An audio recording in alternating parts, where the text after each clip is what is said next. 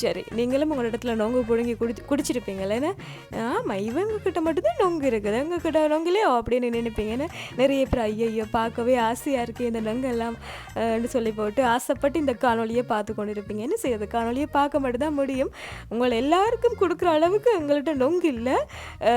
நிறைய பணம் இருந்தாலும் நிறைய பேர் வந்து வெட்டி வெட்டி குடிச்சிட்டு போயிட்டு நம்ம வார போகிறார்கள். இது வந்து இப்போ இருந்தது பருவமான நொங்கு வந்து இப்போ தான் எங்களுக்கு கண்ணில் சிக்கி இன்றைக்கு தான் எங்களுக்கு வெட்டி குடிக்கிறதுக்கு கடவுள் வழி விட்டுருக்கிறார் போல இருக்குது. இப்போ ஒரு அண்ணாவை கூப்பிட்டு நொங்கை வந்து வெட்டி கொண்டு இருக்கிறோம். நொங்கில் பார்த்தீங்கன்னு சொன்னால் பருவமான நொங்கு இருக்குது, சிலது என்ன சீக்காய் அப்படின்னு சொல்லுவினோம்.